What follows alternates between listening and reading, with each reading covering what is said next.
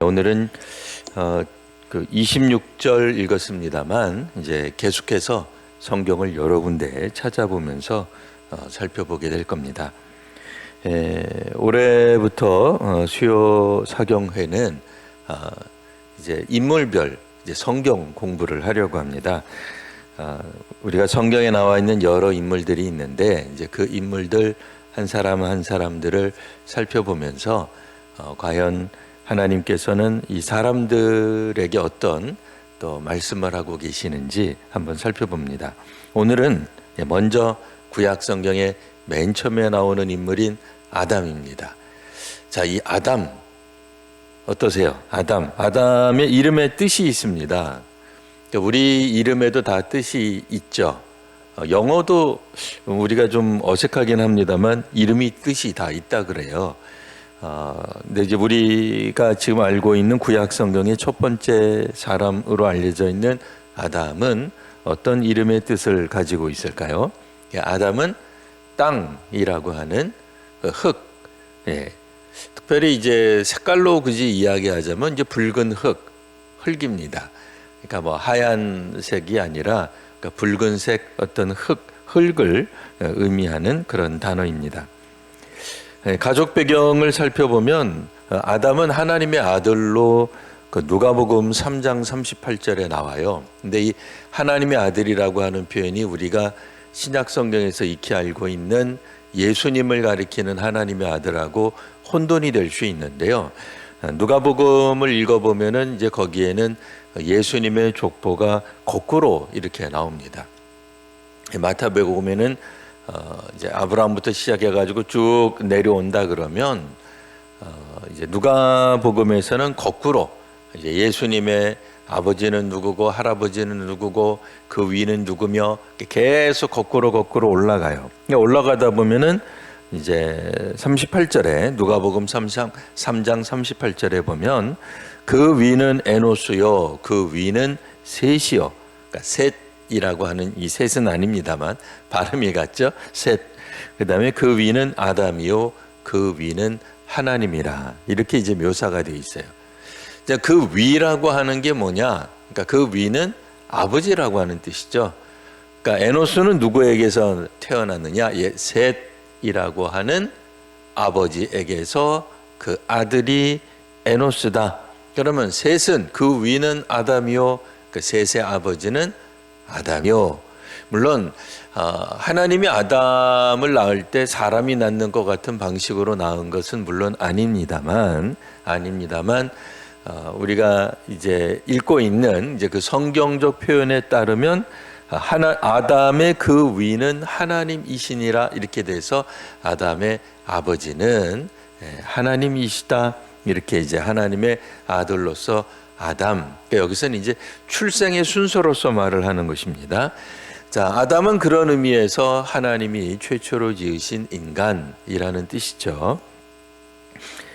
그리고 첫 번째 인간입니다.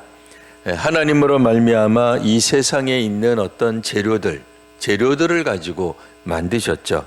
그래서 하나님이 이 아담에게 우리가 아시는 바와 같이 흙으로, 그러니까 흙이라고 하는 재료를 이용해서 사람을 만드셨어요. 아담을 만드셨어요. 근데 재밌는 거는 흙이라고 하는 이름이 히브리어로 아담이라는 이름이에요. 그래서 우리말로 보면은 약간 언어 유희 같은 그런 느낌이 좀 있습니다. 그러니까 우리 한국어로는 아담, 흙, 완전히 다른 개념이기 때문에 와닿지 않는데, 어쨌든 이 히브리어로 읽게 되면은 아담에서 아담을 만들었다. 이렇게 이제 되는 겁니다. 그래서 하나님을 통해서 생명이 주어지는 거죠. 물론 오늘날 현대과학에서는 흙 속에도 수많은 뭐가 있고 미생물이 있고 여러 가지 등등 이야기합니다만 그런 개념하고는 사실 조금 다르죠. 우리가 흙이 사람처럼 어떤 지성체로서 우리 사람들하고 대화를 하거나 이런 거는 아니기 때문에 흙을 살아있다 죽었다는 표현이 좀 이상하긴 합니다만 흙으로 만든 사람, 그 사람이 생명이 된 것, 성경에는 이제 생령이라고 이제 우리말에는 번역이 되어 있습니다. 근데 생령, 그러니까 살아있는 존재, 산, 사람, 생명, 호흡이 있는, 그러니까 우리처럼 호흡하는 어떤 그런 존재라고 하는 점에서 아담은 하나님이 처음 만드신 인간이요. 그리고 최초의 인간이었기 때문에 뭐 사실은 다른 가족은 없겠습니다. 그럼 구약 성경에서 아담을 누구라고, 아담에 관해서는 뭐라고 설명하고 있을까요? 그러니까 구약 성경에서 아담에 대해 설명하는 것들을 간략하게 빨리 한번 알아보도록 하겠습니다. 우리 성도님들이 잘 아시는 바와 같이 아담은 누가 창조했죠? 하나님이 창조하셨습니다. 근데 이제 성경에 따라서 오늘 우리가 읽은 1장 26절, 창세기 1장 26절, 성경 안 덮으셨으면 한번 보세요. 하나님이 이르시되 우리의 형상을 따라 우리의 모양대로 우리가 사람을 만든다 라고 되어 있어서 우리라고 하는 말이 이제 복수 형태로 쓰여져 있습니다. 뭐 나, 뭐 너, 그러면 이제 소위 말하는 단수라고 하는 개념인데요. 우리는 아무래도 여러, 뭐 하나님이 여럿이라고 하는 개념이 사실은 생경하죠. 좀 어색합니다. 특별히 구약 성경적 배경을 가지고 우리가 생각해 보면 구약 성경에서는 마땅히 유일신 하나님인데 이게 어떻게 하나님이 우리라고 하는 표현을 썼느냐. 그래서 이제 또 구약 성경 학자들이 고민하고 또 연구했죠. 그랬더니 이거는 이제 하나님이 어떤 그런 신성적인 표현, 일을 할 때에 복수 형태를 사용한다, 뭐 이렇게 좀 이야기를 해요. 그래서 뭐 하나님이 어떤 능력을 가지시고 사람을 만드셨을 때 뭐 하나님 당연히 우리가 생각할 때 우리 한국 사람이 생각할 때는 단독적으로 만드시는 거지만 우리라고 하는 뭐 히브리 영어로는 뭐 엘로힘 이렇게 이제 하나님의 어떤 복수 형태로 사용함으로써 하나님의 권능, 전능하신 하나님의 어떤 능력 있음, 어떤 위엄이 넘치시는 하나님, 뭐 이런 개념으로 썼다 이렇게 이제 이야기를 합니다. 그래서 우리말로는 조금 어려워요. 그리고 뭐 혹자는 여기서부터 삼위일체 하나님이 나타나고 있다, 뭐 이렇게 이야기하는 학자들도 있습니다. 여하튼 중요한 것은 하나님이 사람을 창조했다, 하나님이 아담을 창조했다. 그래서 아담뿐 아니라 하나님은 창세기에서 창조하시는 하나님으로 우리에게 묘사됩니다. 두 번째로 우리가 생각할 때 아담은 그러면 어떻게 창조되었는가에 대해서는 이제 뭐 누가 창조했느냐, 하나님 창조했다. 그러면 어떤 모양으로 창조되었느냐, 하나님의 형상과 하나님의 모양으로 창조되었다라고 하는 게 우리가 방금 읽은 26절에 나옵니다. 그래서 하나님의 형상, 하나님의 모습, 또 그랬더니 사람들이 생각하기를 하나님도 우리 사람들처럼 눈, 코, 입이 있구나, 또 이렇게 이제 생각을 하실 수 있는데 좀 그렇게 생각하기는 사실은 어렵죠. 그렇게는 어렵고 하나님의 어떤 품성, 하나님의 어떤 모형 등등을 상징하는 어떤 그런 의미다라고 생각을 할 수 있습니다. 그래서 하나님의 모습, 하나님의 형상으로 창조된 인간은 결국 에베소서 4장 24절 제가 읽어드리겠습니다. 에베소서 4장 24절은 하나님을 따라 의와 진리의 거룩함으로 지으심을 받은 새 사람을 입으라, 이렇게 돼 있어요. 하나님의 어떤 의, 하나님께서 말씀하시는 진리를 추구할 수 있는 존재라고 우리가 생각할 수 있습니다. 뭐 요즘 세상의 언어로 표현한다 그러면 종교적인 심성을 가진 존재로 만들어졌다라고 말할 수 있죠. 우리가 뭐 다른 생명체들도 그들이 뭐 묵상하는 가운데 하나님을 만나는지 뭐 알 길이 없습니다. 뭐 가끔씩 우리가 TV 같은데 뭐 세상에 이런 일이 같은 걸 보면은 뭐 불공 드리는 개도 있고 뭐 예배 드리는 강아지도 나와요.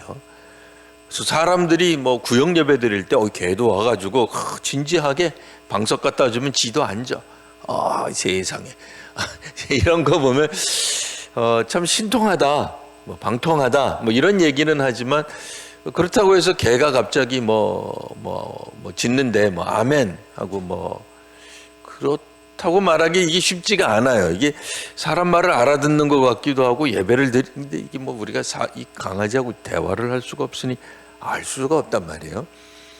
그 밖에 뭐 강아지보다도 훨씬 더 지능이 높다고 알려져 있는 그런 동물들에게서 과연 하나님의 형상, 뭐 그들이 하나님을 추구하고 하나님과 교제할 수 있겠느냐? 그럼 사실은 뭐 사람들은 모른다고밖에 말을 못해요. 물론 이제 뭐 과학자들 중에 일부는 그거는 있을 수 없다. 그들은 지능이 모자라고 그러기 때문에 뭐 불가능하다. 뭐 이렇게 이야기할 수도 있겠습니다만, 여튼 하나님의 형상과 모양으로 창조되었다고 하는 것은 결국 하나님이 가지시는 어떤 그런 교제, 하나님이 우리와 더불어 하나님의 어떤 의지를 나눌 수 있는 대상은 사람이다라고 이제 우리가 이야기할 수밖에 없습니다. 뭐 우리가 뭐 우주과학이나 뭐 이런 걸 하는 게 아니기 때문에 뭐 또 다른 행성, 뭐 또 다른 그쪽에서는 뭐 가능한 어떤 그런 영성을 가진 뭐 존재가 있는지 우리가 알 길이 없습니다만, 적어도 우리 이 지구 안에서는 그래도 사람이어야 어떤 하나님과 어떤 교제하는 그런 것이 가능하다, 이렇게 이제 생각할 수 있겠습니다. 골로새서 3장 10절입니다. 새 사람을 입었으니 이는 자기를 창조하신 이의 형상을 따라 지식에까지 새롭게 하심을 입은 자니라. 그러니까 우리가 창조되었다는 것을 아는 그런 존재, 그러니까 그런 걸 고백하는 존재라고 하는 거죠. 뭐 아직까지는 우리가 다른 동물들, 생물들, 뭐 새들, 뭐 식물들이 자신들이 피조물이다라고 고백하는 것에 대해 뭐 확인한 바가 없기 때문에 뭐라고 말은 못하겠습니다만, 그래도 사람들 중에 일부는 우리가 피조되었다, 우리를 창조하신 이가 있다, 이 일들을 통하여서 결국 하나님의 형상을 따라 하나님에게까지 이르는 그 지식, 하나님이 창조주 되심을 우리가 더듬어 올라가는 그런 지식에까지 새로워지는 그런 존재다라고 하는 것입니다. 그런 면에서 하나님의 형상과 하나님의 모양으로 창조되었다는 것은 실제로 이렇게 우리 사람들의 모양, 모습이라기보다는 뭐 지금으로 말하자면 뭐 60억분의 1이기 때문에 뭐 아담의 모습을 뭐 우리가 뭐 추론낼 수도 없고요.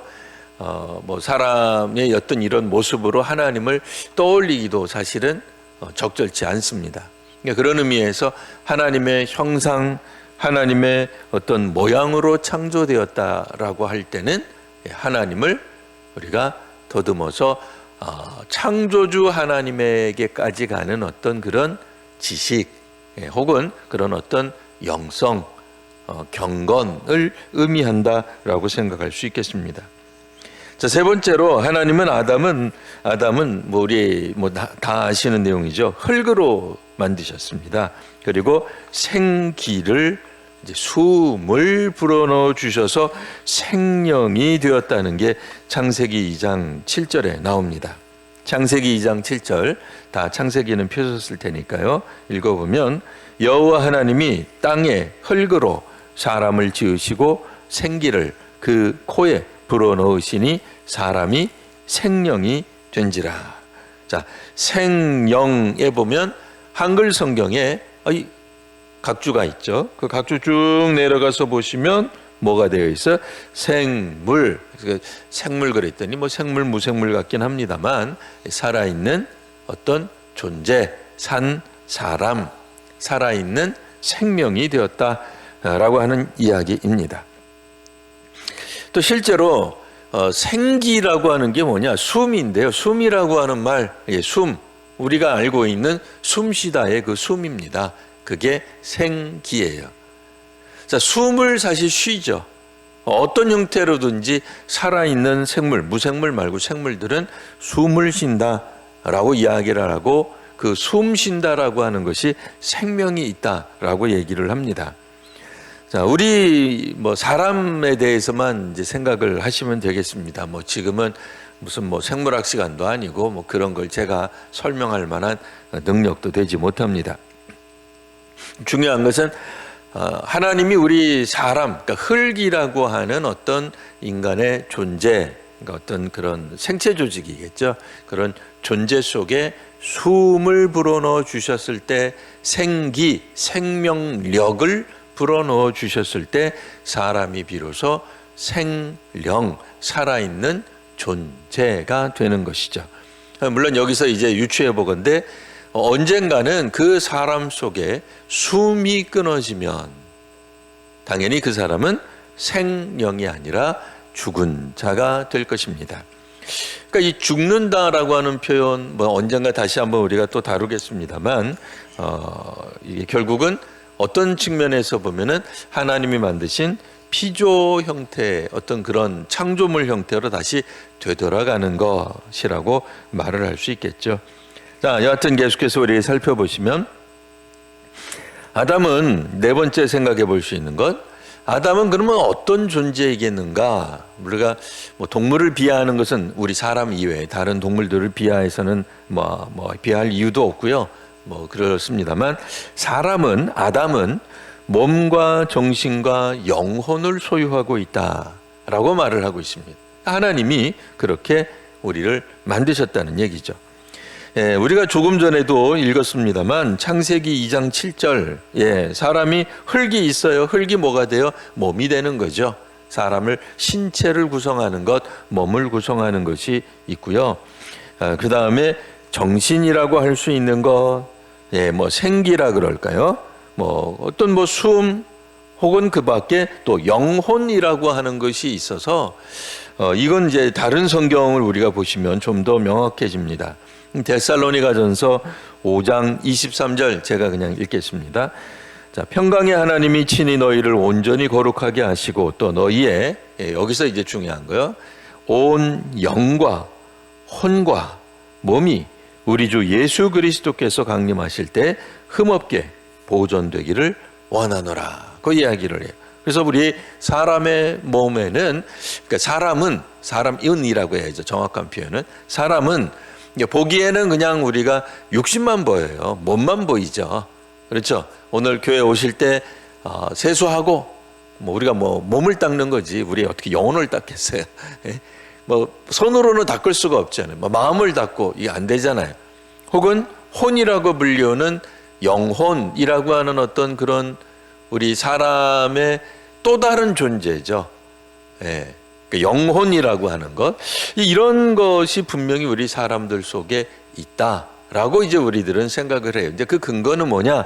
성경에 그렇게 묘사하고 있기 때문입니다. 그러니까 어떤 측면에서 보면은 뭐 철학적인 부분이죠. 이 부분은 그러니까 과학적인 그래서 뭐 사람을 분해하거나 뭐 사람을 해부해서 사람 몸속에 여기쯤 정신이 있다라고 밝혀낼 수 있는 것이 아니라 이 사람은 뭐 해부당하면 죽습니다. 안타깝지만 뭐 밝혀낼 수 있는 방법이 없어요. 그럼에도 우리들은 몸과 마음이 있다는 것까지는 분명히 이야기합니다. 이거는 뭐 심리학자, 뭐 혹은 정신과학자, 뭐 혹은 뭐 이런 정신 뭐 이렇게 분석 등등 이런 사람들을 통해서 사람이 몸만 있는 것이 아니라 마음도 있다라고 하는 것까지는 어느 정도 밝혀냈어요. 그 다음에 뭐가 있다는 거예요? 영혼이 있다는 거죠. 이 부분은 뭐 일상적인 우리 그런 뭐 과학에서 이야기를 못 합니다. 뭐 정신과학이 됐든 인문과학이 됐든 이건 뭐 어떻게 설명이 안 되죠. 어떻게 보면 종교적 측면이라고 말을 할 수 있는데, 뭐 소위 말하는 뭐 임사 체험이라고 하는 뭐 죽음을 경험했던 사람들, 그러니까 거의 이제 죽었던 사람들이죠. 뭐 죽었던 사람들이 뭐 영혼이 이렇게 육신을 떠나서 이렇게 분리가 되는 이제 그런 경험을 하고 자신이 뭐 침대에 누워 있다든지 뭐 주변에 사랑하는 사람이 자신을 보고 막 울고 있다든지 뭐 이런 것들을 경험하고 나서 자기가 이제 죽어 있구나. 내 몸은 저쪽에 있고 나라고 하는 어떤 그런 인식할 수 있는 어떤 것이 따로 있구나. 뭐 이런 이야기들 조금 뭐 황당하고 뭐 말도 안 되는 것 같은 그런 이제 뭐 죽음을 일부 체험했던 사람들의 그랬다가 이제 나중에 다시 이제 살아난 사람들 이야기죠. 뭐 등등을 통해서 어렴풋이 그러나 뭐 그런 사람들이 뭐 10,000명 중에 1명이 있겠어요? 뭐 100만 명 중에 1명이 있겠어요?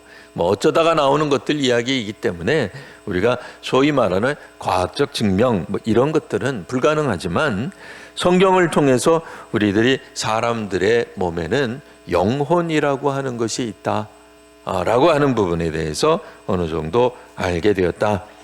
물론 영혼, 육이라고 해서 세 개로 나누기도 하고요. 그냥 뭐 영혼과 육 이렇게 둘로 나누는 그런 이야기도 있습니다. 뭐 소위 말하는 헬라 철학에서 나오는 이야기들인데요. 이 부분은 뭐 따로 나중에 한 번 더 기회 있을 때 성경에서 말을 하는 사람에 대한 구성, 사람은 무엇으로 구성되어 있느냐, 헬라 철학하고 조금 다른 부분이 있습니다. 뭐 그 부분은 나중에 또 한 번 또 얘기하기로 하고요.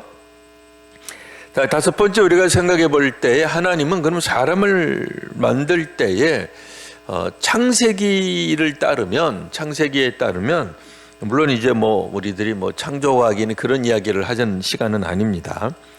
기본적으로 하나님이 땅을 만드시는데 그 땅은 궁극적으로 인간을 위해서 만드시는 것으로 나옵니다. 그리고 땅을 위해서 또한 하나님은 인간을 지으시기도 합니다. 그러니 이 땅과 인간의 창조, 땅의 창조와 인간의 창조는 완전히 별개의 것이 아니라 정교하게 하나님이 어떤 의지를 가지시고 하나님이 계획을 가지시고 목적을 가지시고 지으셨다, 이렇게 이제 이야기를 합니다. 뭐 당연히 과학자들은 이 부분에 대해서 뭐 함구할 수밖에 없습니다. 뭐 믿지도 않거니와 뭐 그걸 증명해내려는 아무런 뭐 시도도 하지 않을 거고요. 다만 우리 기독교에서 또 창세기를 통해서 우리가 생각하는데 고백하는 거죠. 하나님은 이 땅을 사람을 위해서 만드셨다라고 하는 것입니다. 그러면 사람을 위해서 만드셨다라고 할 때 우리는 뭐라고 이야기를 해야 되느냐? 우리 아시는 바와 같이 창세기 1장 28절 보시면, 우리 창세기는 펴셨으니까 다 찾아보셨죠? 한번 읽어볼까요? 28절. 하나님이 그들에게 복을 주시며 하나님이 그들에게 이르시되 생육하고 번성하여 땅에 충만하라. 땅을 정복하라. 바다의 물고기와 하늘의 새와 땅에 움직이는 모든 생물을 다스리라 하시니라. 아멘. 이제 뭐 아시는 바와 같이 예전에 사람들이 오해했던 부분들 중 하나가 이런 정복이라고 하는 단어들이죠.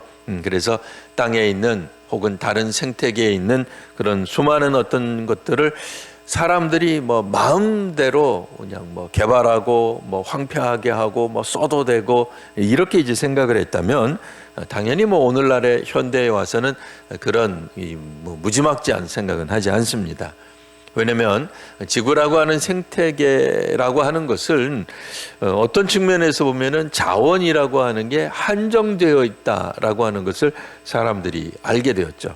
그리고 사람이 뭐 좀 아무런 생각 없이 개발을 했다가는 도리어 그 개발의 그 어떤 여파, 악영향이 사람들에게 오기도 한다는 것을 알게 됩니다. 물론 그렇다고 해서 자연 있는 그대로 살아가기에는 사람들이 또 너무 연약하죠. 사람들이 약하기 때문에 자연 있는 그대로 살아가기에는, 거기에 적응하며 환경에 적응하며 살아가기에는 인류가 또 너무 약한 거예요. 그러다 보니 어느 정도 개발을 해야 되고 소위 말하는 문명이라고 하는 것을 이룩할 수밖에 없게 되는데, 요즘에 와서는 그래서 이 창세기에 나와 있는 말씀을 정복하라 라고 하는 말씀, 이런 부분들을 주로 이제 우리가 생각할 때 경작하는 것으로 이해를 합니다. 그래서 잘 개발해서 사람도 잘 살고 또 할 수 있는 대로 또 다른 종들, 다른 생물들도 더불어 살아갈 수 있는 부분들을 사람들이 생각하게 되었던 것이죠. 왜요? 뭐 오늘 뭐 많은 과학자들이 뭐 달에 가서 사느니 뭐 목성 가서 사느니 뭐 화성 가서 뭐 이런 이야기들을 하지만 그거는 뭐 언제 되려는지 잘 모르겠고요. 사람들이 자칫 잘못하다가는 사람들의 욕심 때문에 이 지구라고 하는 환경을 우리들 스스로가 파괴할 수 있다라고 하는 그런 인식들을 하고 있습니다. 그럼에도 사람들이 살아가게 되는 어떤 삶의 터전은 이 땅이라고 하는 것을 생각하게 되는 거죠. 그래서 이 땅이라고 하는 것이 처음에는 뭐 땅과 바다를 나누어서 생각했다면 점점 이 땅이라고 하는 것은 지구 전체를 생각하는 그런 생각으로 점점 바뀌게 됩니다. 자, 사람에게 생육하고 번성하라고 하는 것, 당연히 뭐 이 땅 위에서 우리들 멸절하라고 하나님이 사람을 만드신 것이 아니다라는 의미로 생각하시면 되겠습니다. 그래서 하나님은 아담의 옆구리에게서 여인을 취해 아담에게 주셨다라고 표현합니다. 뭐 현대 과학적 생각으로 하면 끔찍하죠. 왜냐하면 사람의 신체 일부를 띄어다가 뭐 갈비뼈를 띄어다가 뭐 만들었다. 좀 이상하게 들리긴 합니다만 당연히 뭐 성경학자들은 사람들의 뭐 신체 조직 중 뼈 부분으로 사람을 만들었다는 부분에 집중하기보다는 그 다음에 이제 아담이 고백하는 그 고백에서 하나님이 만드신 창조 원리를 생각하죠. 뭐라고 했어요? 내 살 중에 살이요 뼈 중에 뼈다라고 아담이 고백하는 내용들을 통해서 결국 아담과 그 여인, 사람이라고 하는 것, 남자와 여자, 그러니까 서로가 서로를 지배하는 그런 개념이 아니라 한 몸이라고 하는 개념을 설명하기 위한 하나님의 우회적인, 그러니까 종교적인 표현이라고 생각을 하시면 되겠습니다. 아담은 타락 이후에 그녀를 하와라고 불렀죠. 뭐 타락 이전에는 그냥 부르는 이름이 없는 것처럼 나옵니다. 물론 영어 성경에는 이브라고 하는 표현이 나오긴 합니다만 그러니까 원어 성경에는 나오지 않는다. 이제 그런 히브리어 성경에는 나오지 않는다. 그 말이고요. 타락한 이후에 하와라고 불리우는데 하와라고 하는 이름의 뜻은 모든 산자의 어미다. 그래서 인류의 조상이 된다라고 하는 얘기가 되는 겁니다. 아담은 당연히 모든 산자의 아비가 되는 거겠죠. 자, 근데 하나님은 이 아담을 만드실 때 그냥 만드신 것이 아니라 한계선이 있습니다. 해서는 안 되는 어떤 규정이 하나 있었습니다. 창세기 2장에 보시면 인간은 하나님에게 복종하도록 되어 있습니다. 그렇지 않으면 이제 죽음이라고 하는 것을 경험하게 된다. 그래서 꽤 우리 그 죽음을 설명하는 표현이 굉장히 이제 종교적인 표현이죠. 그래서 하나님과의 어떤 그런 관계성 속에서 삶과 죽음을 설명하고 있습니다. 자, 인간이 먹어서는 안 되는 나무가 있었죠. 인간이 먹어서는 안 되는 나무가 어디에 있었죠? 에덴 동산 한가운데 있었습니다. 동산 중앙에 있는 나무라고 표현이 되어 있고요. 그 나무는 뭐라고 불렸습니까? 성경에 쭉 보시면 무슨 나무라는 이름이 나와요? 생명나무. 하나님 어차피 사람에게 생명을 주셨는데 참 재미있는 표현이죠. 동산 중앙 가운데 보면 또 생명나무가 있고요. 그래서 또 이 생명나무라고 하는 것이 그러니까 동산 중앙에 있는 나무 자체, 하나님이 금기시한 나무 자체가 생명나무라고 하는 겁니다. 물론 이 생명나무를 먹었으나 인류는 이제 죽게 되는 죽음을 경험하게 됩니다. 그러니 이거는 뭐 과학적 설명이라고 듣게 되면 뭐 하루 종일 따지면 뭐 당연히 뭐 성경은 앞뒤가 안 맞는 말이 될 수밖에 없어요. 그래서 무엇을 상징하고 무엇을 설명하고 있는가로 이해하시면 그게 이해가 되는 겁니다. 결국 이 하나님이 만드신 이 사람들은 무엇을 경험하게 되느냐? 창세기 3장에 따르면 그들은 유혹을 경험하게 됩니다. 이것도 또 뭐 굳이 뭐 이렇게 안 믿는 사람들 혹은 뭐 믿어도 우리도 청소년 시절에 그런 질문 많이 하셨죠? 우리 권사님들도. 왜 하나님이 만드신 들짐승 중에 뱀이 제일 간교한데 뱀이 왜 이거를 유혹하도록 허용하십니까? 하나님 도대체 뭡니까? 그렇게 이제 질문하는데 창세기는 이제 그런 것에 대한 답을 하지 않고요. 왜 인간이 타락하게 되었는가, 왜 에덴 동산에서 쫓겨났는가에 집중해서 설명을 합니다. 그러니 그 부분에서 우리가 집중해서 살펴보시면 그 창세기 3장의 이야기가 무엇을 설명하려고 나와 있는지를 이해하실 수 있게 됩니다. 기본적으로는 하와도 그 나무, 동산 중앙에 있는 나무를 보았을 때 어땠다는 거예요? 먹음직하고 보암직하고 지혜롭게 할 만큼 탐스럽기도 했었다 라고 하는 장면이 나옵니다. 그래서 자기와 함께한 남편에게도 주어서 먹게 하는 장면이 3장에 나옵니다. 자, 3장 6절 보시면 여자가 그 나무를 본즉 제가 방금 전에 읽었던 먹음직도 하고 보암직도 하고 지혜롭게 할 만큼 탐스럽기도 한 나무자. 그래서 여자가 그 열매를 따먹고 자기와 함께 있는 남편에게도 주매 그도 먹은지라. 그래서 유혹이 여자에게서부터 출발했다, 그거를 설명하려는 게 아닙니다.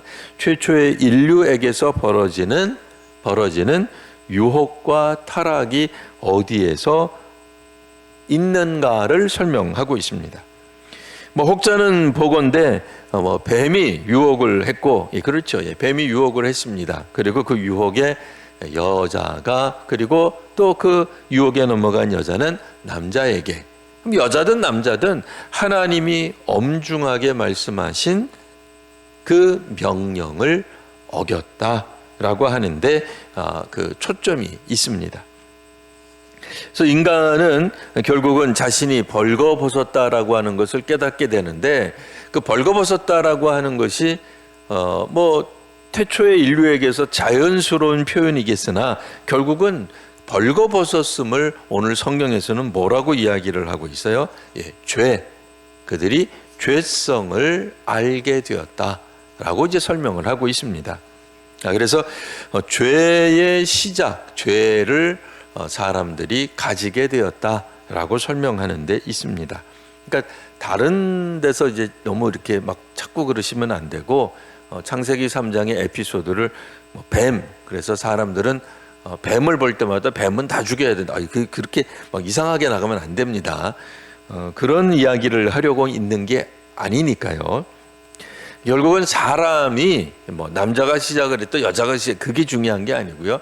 사람은 봄으로써, 사람들은 우리 그냥 편하게 성경에 관한 얘기는 아닙니다만 견물, 생심 이제 표현들이 있죠. 사람들은 봄으로써 유혹을 받게 돼 있어요.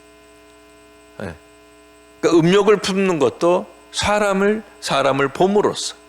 차라리 보지 않았더라면 길거리 가는데 돈이 있어요.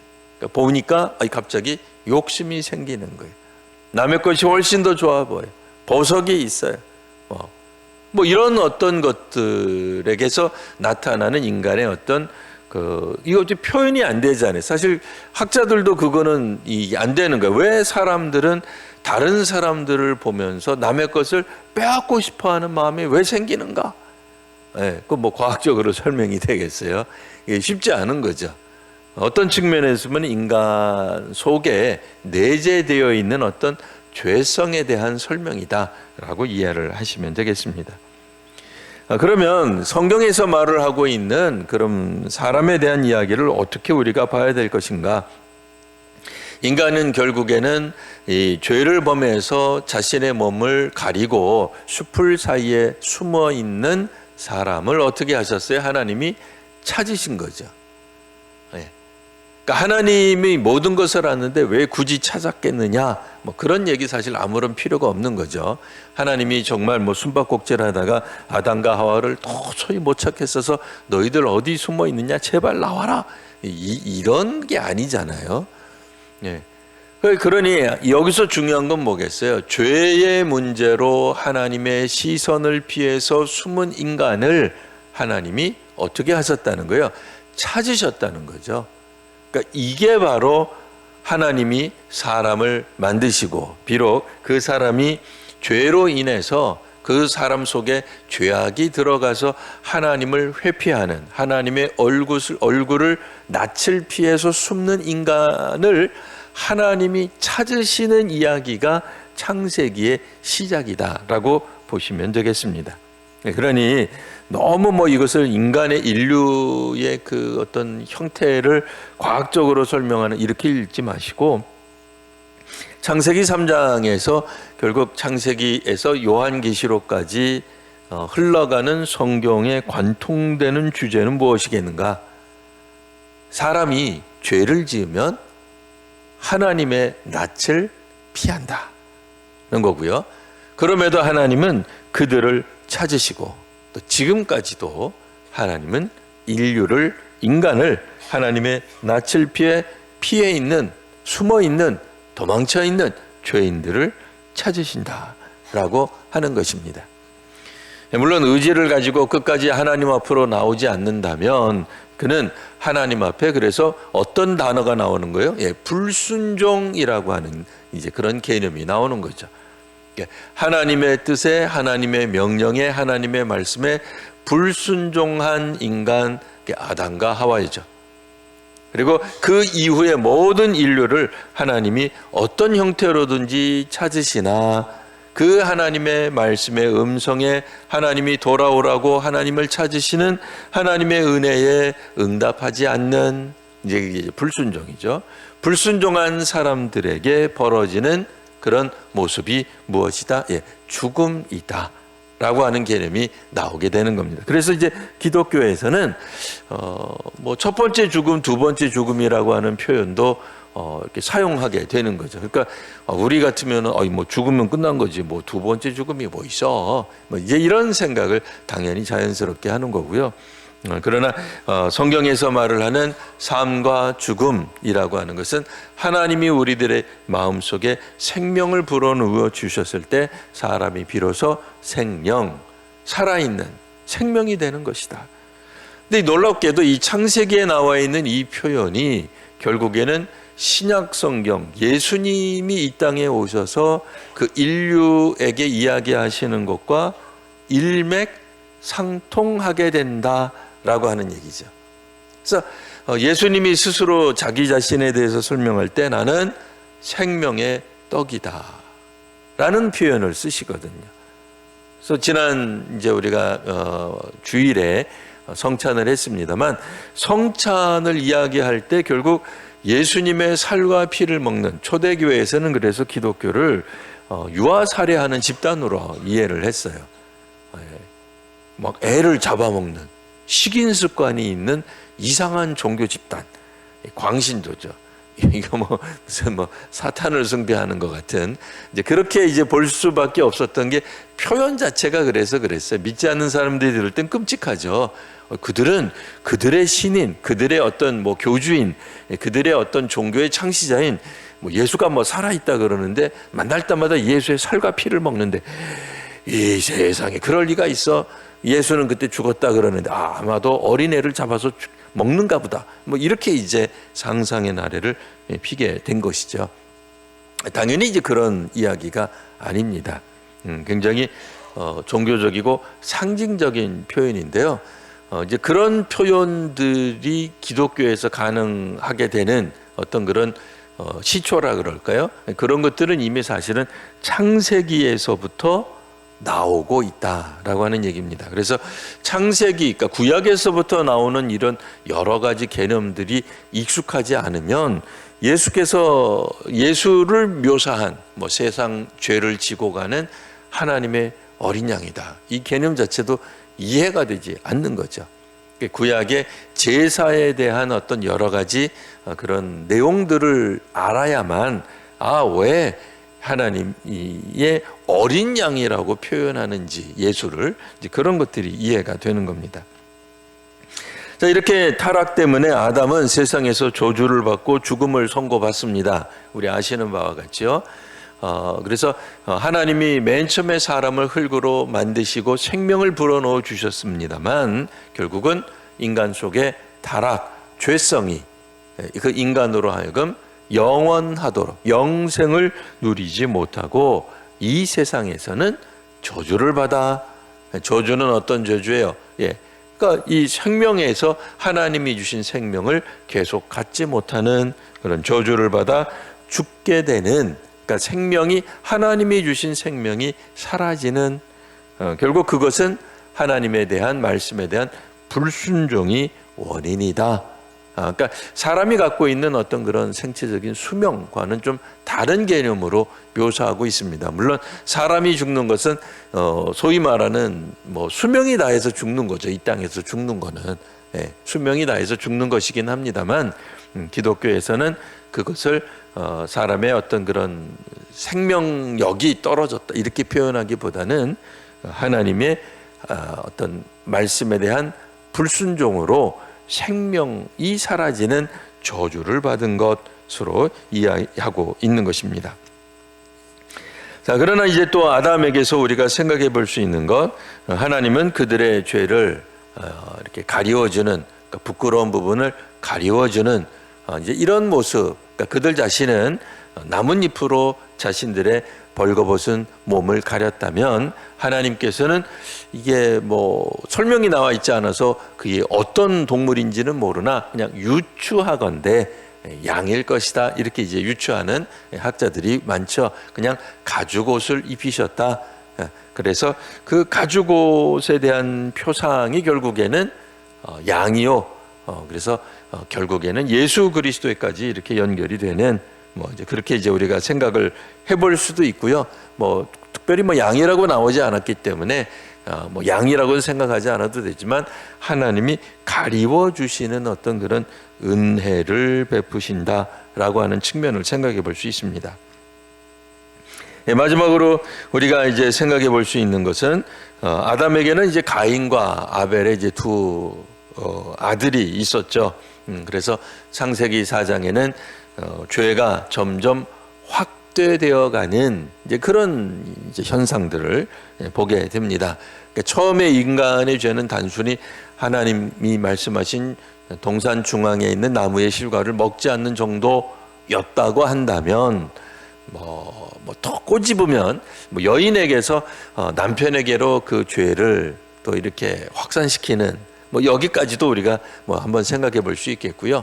그러나 하나님 말씀에 대한 불순종, 먹지 말라고 하는 생명나무의 열매를 따먹은 정도라고 한다면, 가인에게서는 최초의 살인 사건이 벌어지는, 그래서 점점 더 인류는 사실은 이렇게 좀 뭐라 그럴까요? 악해지는 측면이 있다라고 하는 것을 우리가 알 수 있습니다.